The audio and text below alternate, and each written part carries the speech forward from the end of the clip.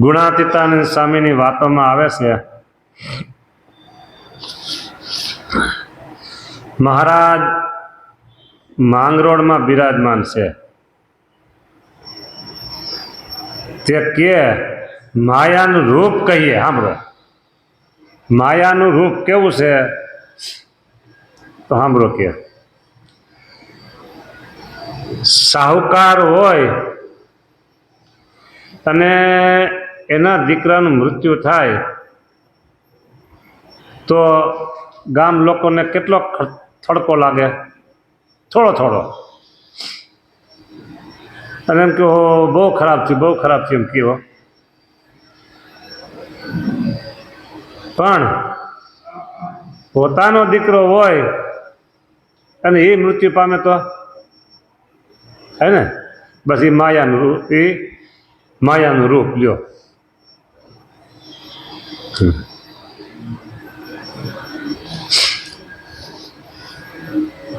હવે મોહનું રૂપ કહીએ છીએ. મોહ, પેલું માયાનું રૂપ કીધું મોહ.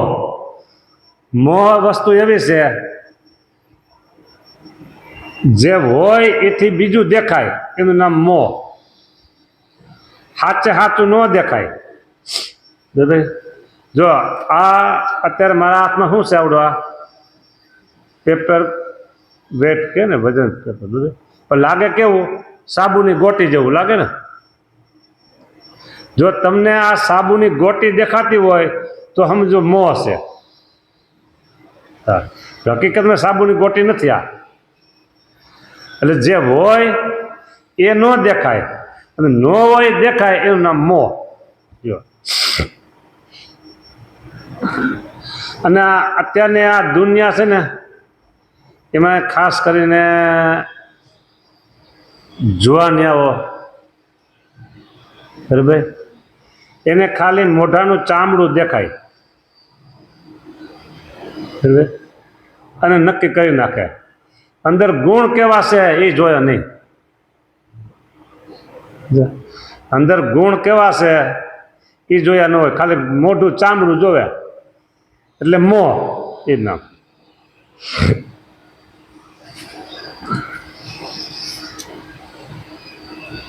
કીધું કે બધા લોહીમાં મોહ પામ્યા. લોહીમાં એકલું કરકું હોય તે પદ જડતું હોય તો કાંઈ કોઈને હેત ન થાય. અને જીવ માત્ર ને કરકે નજર છે. કરકે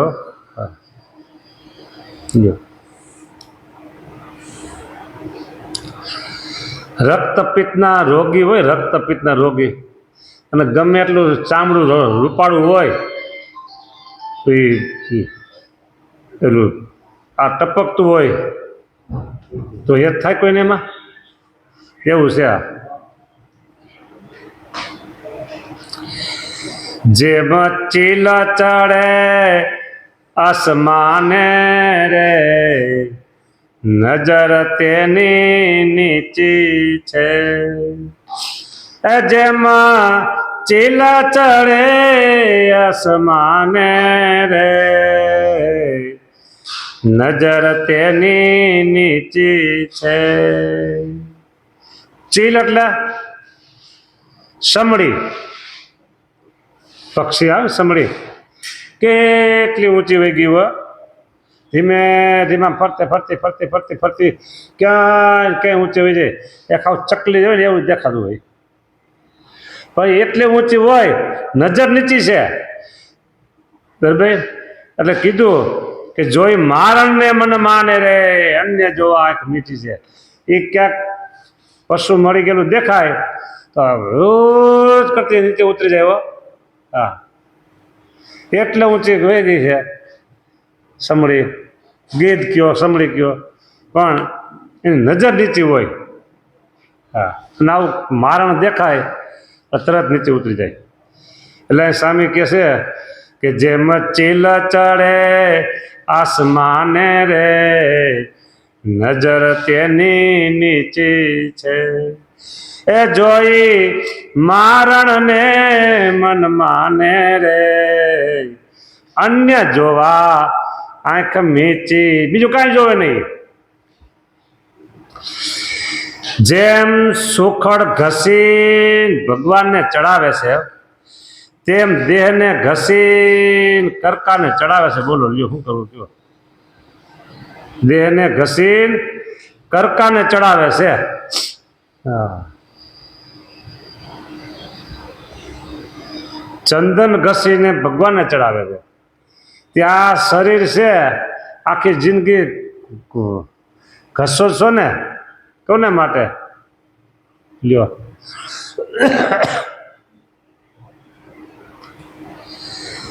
આ જીવ ચામડિયો છે.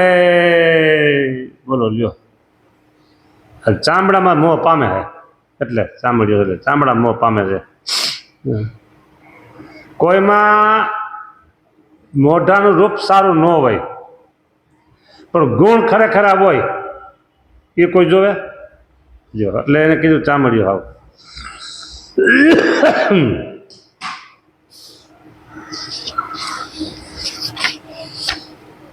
અને આ શરીરમાં 9 દ્વાર છે. કેટલા દ્વાર છે? 9 દ્વારે નરક ધરે છે. બોલો લ્યો, ને કેવળ નરકની કોથળી છે આ શરીર. શરીર નરકની કોથળી છે અને 9 દ્વારે નરક ધરે છે.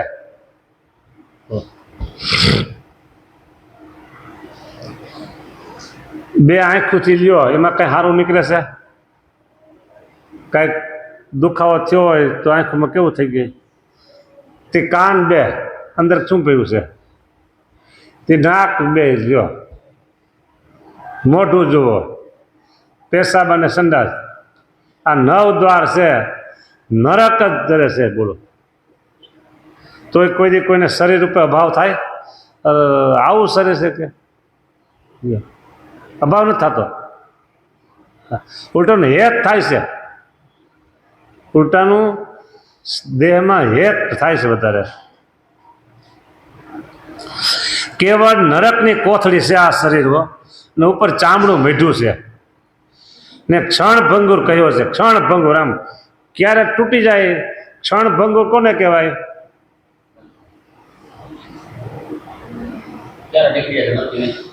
વરસાદ વરસે અને ફળિયામાં પાણી ભરાનું હોય અને પરપોટા હાલે ને એ પરપોટા ક્ષણભંગુર કહેવાય. લ્યો, પાણીના પરપોટા થાય, વરસાદ વરસતો હોય અને પાણી હાલી જતું હોય ફળિયામાં, એ પરપોટો કેટલી વાર છે? 5 મિનિટ એક કેટલી વાર? 2 મિનિટ બધે. આ શરીર એવું છે ક્ષણભંગુર. માટે કાંઈ માલ નથી. તેમાંથી હેત તોડીને આત્મામાં હેત કરવું. લ્યો શ્રીભાઈ, હા ધ્યાન રાખજો, આત્મામાં હેત તોડવા છે.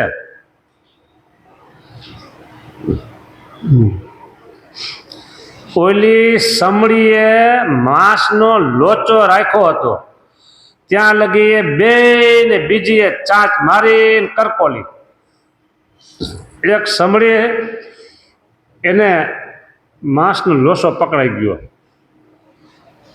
વાંહે બીજી બે થઈ લોચો પર લેવા માટે. બરાબર, તે ઓલી ચાંચ મારીને મારવા,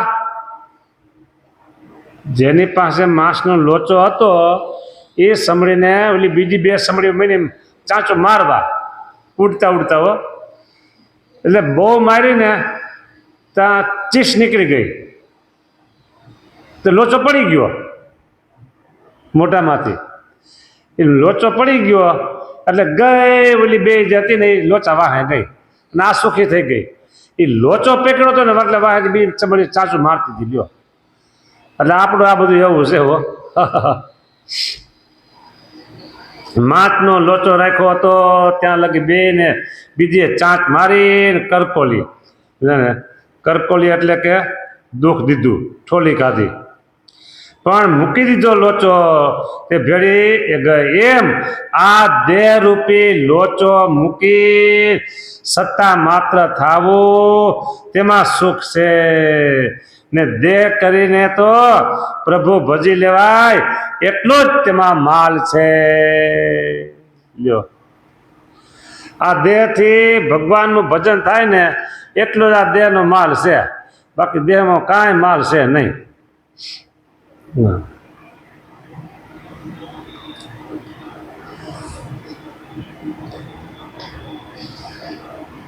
સત્તા માત્ર એટલે કે આત્મા રૂપે થવાની વાત છે.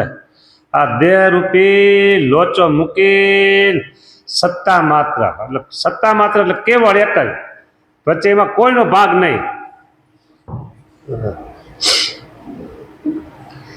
દેહ હશે ને તો એમાં કેટલાનો ભાગ છે? દેહમાં કેટલાની ભાગીદારી છે? કોની કોની છે? હે? અરે પરિવારજનોની નહીં. આંખ છે, કાન છે, નાક છે, ચામડી છે, ઇન્દ્રિયો, અંતકરણ, બધાની ભાગીદારી છે દેહમાં. અને આત્મા રૂપે થઈ જાય એટલે એમાં કોઈની ભાગીદારી, એટલે એને સત્તા માત્ર કીધો. સત્તા એક ને માત્ર એક, બસ. એટલે સત્તા માત્ર થવું તેમાં સુખ ને સુખ જ છે. ભાગીદારીમાં પછી છે ને કાન કે મારા આમ સાંભળવું છે, તો આંખ કે મારા આમ જવું છે, તો પગ કે મારા આમ જવું છે. એક વાત છે તમને કહી દઉં, આ તો બધા ભાગીદારીની વાત આવી ને એટલે તમને કહું. એક ભાઈ હેલે જતા હતા ને, ઉનાળાનો સમય અત્યારનો હતો, રસ્તાના કાંઠે આંબો જોયો, તે આંબામાં કેરી જોઈ. કેરી જોઈ કોને? આંખે જોઈ. કેરી જોઈ આંખે ઉતારે ખરી કઈ, એટલે પગને ઓર્ડર કર્યો, એટલે પગ હાલીને ગયા. પગ ગયા તો ખરા, પગ પણ ઉતારા થોડોક પગ કઈ, એટલે ઓર્ડર કર્યો હાથને, એટલે હાથે કેરી તોડી. બરાબર, હાથે કેરી તોડી તો હાથે શું પછી ખાય કઈ? હા, એટલે એને મોઢાને આપી દીધી. બરાબર, એટલે મોઢે શું કરે? મોઢે પછી પેટને આપી દીધી. હા, પેટે સંગ્રહ કર્યો કેરીનો. પછી પેલા માલિકને થયું કે આ કેરી તોડી ગયો, દંડો લઈને આવ્યો. દંડો માર્યો કોને? વાહન માર્યો. હા, એટલે પણ મને કે કાંઈ મેં તો મને કેરી ખાધી નથી, કાંઈ નથી કે. હા,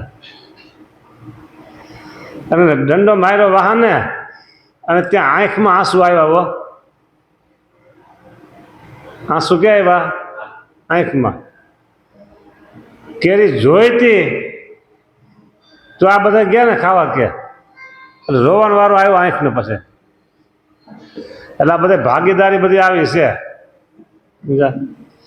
એટલે સત્તા માત્ર થવું આપણે, સત્તા માત્ર.